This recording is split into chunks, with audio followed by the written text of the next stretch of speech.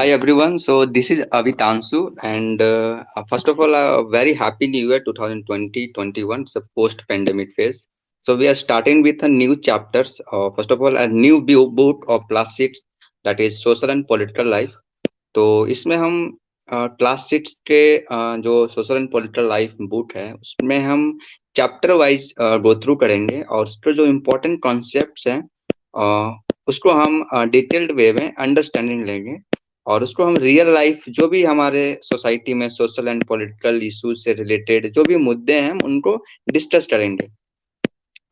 तो सबसे पहले इस वीडियो में हम अभी हम चैप्टर स्टार्ट नहीं कर रहे हैं, पहले हम इसके बुक में जो भी चैप्टर्स हैं, जो भी टॉपिक्स इसमें डिस्कस किए हुए हैं, उनको हम पहले एक ब्रीफ अंडरस्टैंडिंग लेंगे। एक प्रीफेस के तौर पर हम देखेंगे कि क्या-क्या इस बुक्स में उन टॉपिक के बारे में डील किया गया है। तो यदि हम सबसे पहले देखें इनके चैप्टर्स में, तो जो फर्स्ट चैप्टर है वो है डाइवर्सिटी एंड डिस्क्रिमिनेशन। तो डाइवर्सिटी एंड डिस्क्रिमिनेशन की हम बात करें तो उसमें सबसे पहले ये बताया गया है कि what do you mean by diversity. जैसे आप देख सकते हैं स्क्रीन पे कि जो फर्स्ट यूनिट है वो हमारी डाइवर्सिटी को रिलेटेड है।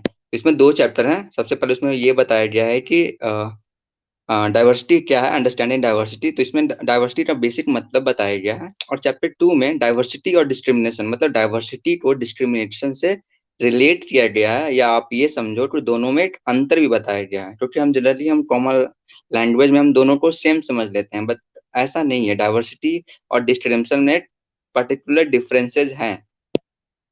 तो जैसे हम यदि मैं ब्रीफ अंडरस्टैंडिंग की बात करूं डाइवर्सिटी का, तो हम रियल लाइफ में डिफरेंट सॉर्ट ऑफ, यदि हम स्पेशली इंडिया की हम बात करें तो हमारे सोसाइटी में डिफरेंट रिलीजन, डिफरेंट लैंग्वेज, अलग तरह के caste, culture, different way of living. हम होली मनाते हैं, मुस्लिम समुदाय के लोग ईद मनाते हैं, सिख समुदाय के लोग गुरु नानक देव का पर्व मनाते हैं, वैसे ही क्रिश्चियंस लोग 25 दिसंबर को सेलिब्रेट करते हैं। तो सबकी अपने अपने रिलीजन के अपने अपने फेस्टिवल है, अपने अपने द वे ऑफ लिविंग है, अपने अपने फूड स्टाइल है, क्लोथिंग स्टाइल है। तो ये सब हमारे डाइवर्सिटी का एक पार्ट है। जब हम डिस्क्रिमिनेशन की बात करते हैं तो जब हम इस डाइवर्सिटी को एक पॉजिटिव वे में ना लेकर नेगेटिव वे में देखना स्टार्ट करते हैं, जैसे हम ये बोल रहे हैं कि दूसरे रिलीजन के लोगों का जो भी द वे ऑफ लिविंग है वो हमारे द वे ऑफ लिविंग से अलग है और हम साथ में नहीं रह सकते, उनके द वे ऑफ लिविंग हमसे डिमीन है या फिर खराब है, तो इसको हम डिस्क्रिमिनेशन बोलते हैं। जैसे हम कास्ट सिस्टम में हम जनरली कास्ट एक और दूसरे राष्ट्र के बीच में हम डिस्क्रिमिनेट करते हैं, अपर कास्ट और लोअर कास्ट के बीच में। तो ये नेगेटिव रूप से देखना हुआ डाइवर्सिटी को। और इंडिया में जो हमारी डाइवर्सिटी है हम उसको सेलिब्रेट करते हैं, क्योंकि ये डाइवर्सिटी के कारण ही हमारी सोसाइटी स्ट्रांग बनी है और बनते जा भी रही है, और हमारे जो भी प्रॉब्लम्स होते हैं सोसाइटी में उसको ये डाइवर्सिटी ही अपने तरीके से हैंडल करती है। यदि हम आगे बढ़ते हैं तो यूनिट 2 में गवर्नमेंट के बारे में बताया गया है। इसमें बताया गया है कि गवर्नमेंट का मतलब क्या है, आखिर गवर्नमेंट ओरिजिन क्यों हुआ, जिसको हम सरकार बोलते हैं हिंदी में। तो आखिर सरकार के जरूरतपन क्यों पड़ा, आखिर क्यों हमारे समाज में सरकार की जरूरत है, सरकार हमारे लिए क्या करती है, हम सरकार के लिए क्या करते हैं, सरकार और नागरिक के बीच में ऐसा कौन सा रिलेशन है जिसके कारण दोनों एक दूसरे को बाउंड करते हैं, एक बंधे हुए हैं। तो जैसे हम एग्जांपल देते हैं कि हम सरकार को टैक्स पे करते हैं तो सरकार उन्हीं टैक्स के पैसों से हमारे लिए काम करती है। तो ये एक बॉन्ड है गवर्नमेंट और सिटीजन के बीच में। तो यदि जैसे चैप्टर 4 में हम देखें तो यहाँ पे लिखा हुआ है कि की एलिमेंट ऑफ, एक मिनट, यस, तो यहाँ पे देखा गया कि एलिमेंट ऑफ डेमोक्रेटिक गवर्नमेंट। तो इसमें जैसे अभी मैंने बात किया कि हम सिटीजन जो हैं गवर्नमेंट को टैक्स पे कर सकते हैं, जिससे का उसी टैक्स के पैसे से गवर्नमेंट हमारे लिए वेलफेयर का काम करती है, चाहे वो रोड बनाने का काम हो, हम जिस स्कूल में पढ़ने जाते हैं वो स्कूल बनाने का काम हो। ये सब की एलिमेंट ऑफ डेमोक्रेटिक गवर्नमेंट ही है।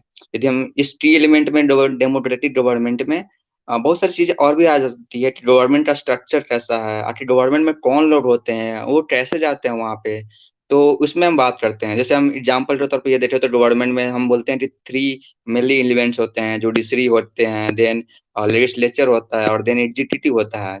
लेजिस्लेचर का काम होता है कि लॉ को, जो कानून जो नए नए आते हैं, बिल्स जिसको हम बोलते हैं पार्लियामेंट में, वो बनाती है।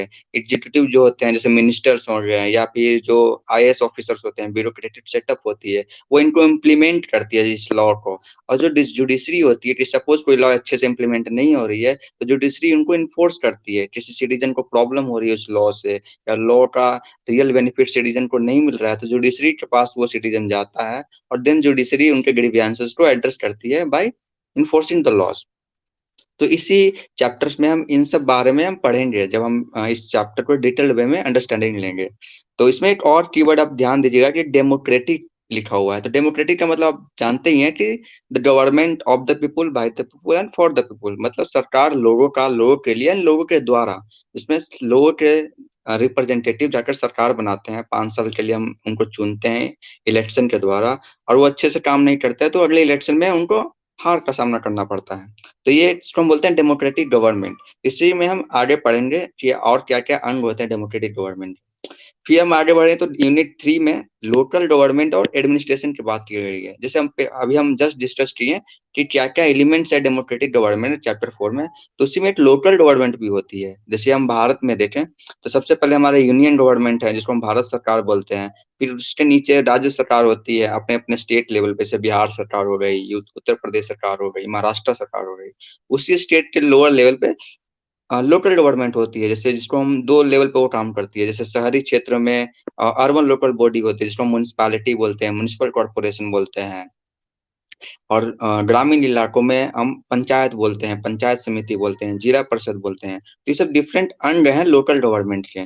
तो इन चैप्टर में चैप्टर 5 से लेकर चैप्टर 7 तक, 5, 6 एंड 7 आप देख सकते हैं। तो यहाँ पे पंचायती राज, देन रूरल एडमिनिस्ट्रेशन और अर्बन एडमिनिस्ट्रेशन के बारे में डिटेल्ड वे में डिस्कस किया गया है। तो सबसे पहले जैसे पंचायती राज है, हम वोट देते हैं अपने लोकल सरपंच के लिए या मुखिया के लिए, और वो 5 साल के लिए चुने जाते हैं। और उन वार्ड सदस्य के द्वारा वो अपने जो जो भी स्कीम चल रही है राज्य सरकार की या फिर केंद्र सरकार की, उसको इम्प्लीमेंट करते हैं ग्राउंड लेवल पे, इन लोकल रिप्रेजेंटेटिव के द्वारा, चाहे वो मुखिया हो या फिर सरपंच हो।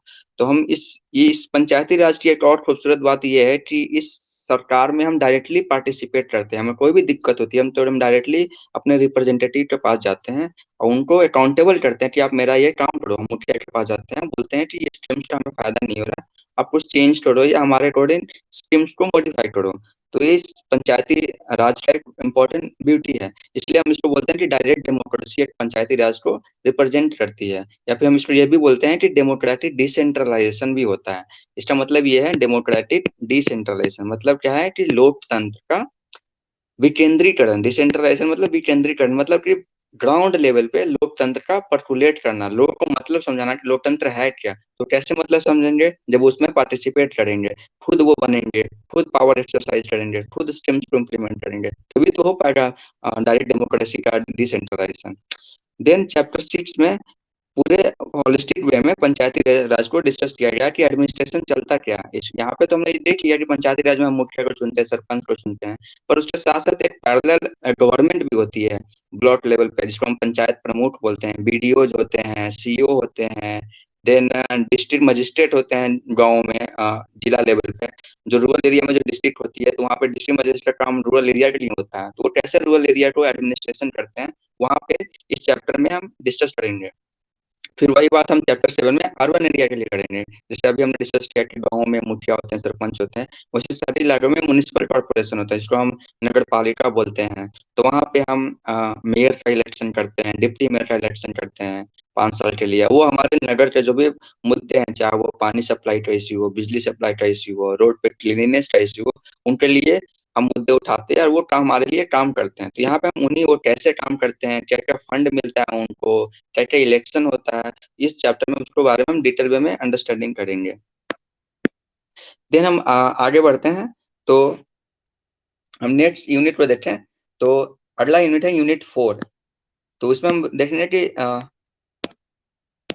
यूनिट 4 में जैसे आप देख सकते हैं कि लिवलीहुड टॉपिक है। इसमें हम बेसिकली अभी हमने डिस्कस किया कि सरकार कैसे चलती है, हम सरकार का इलेक्शन कैसे करते हैं, डाइवर्सिटी क्या है। अब हम देखेंगे कि गांव में लोग रहते कैसे हैं। आप देख सकते हैं कि चैप्टर 8 में रूरल लिवलीहुड चैप्टर है, वही चैप्टर 9 में अर्बन लिवलीहुड चैप्टर है। तो गाँव में लोग कैसे रहते हैं, उनका जीने का तरीका कैसा है, उनका ऑक्यूपेशन क्या है, वो गाँव में कौन-कौन से ऑक्यूपेशन रन करते हैं, चाहे वो खेती करना हो या फिर अ अ, एनिमल हस्बेंड्री करना हो या फिर सिंपल लेबर का काम करना हो, कंस्ट्रक्शन लेबर का काम करना हो। तो डिफरेंट डिफरेंट अलग-अलग तरह के ऑक्यूपेशन हमें गाँव में देखने को मिलती है। वहाँ के लोगों का शिक्षा का स्तर क्या है, स्वास्थ्य का स्तर क्या है, कैसे वो सोशल लाइफ में जीते हैं, कैसे वो सोशल फंक्शंस को सेलिब्रेट करते हैं। इस चैप्टर में हम डिस्कस करेंगे और यहाँ पे हम एग्जांपल्स लेंगे इंडिया के डिफरेंट डिफरेंट एरियाज़ का, रूरल एरिया का। वहाँ पे क्योंकि हमने फर्स्ट यूनिट में डिस्कस कर लिया कि इंडिया में डाइवर्सिटी है।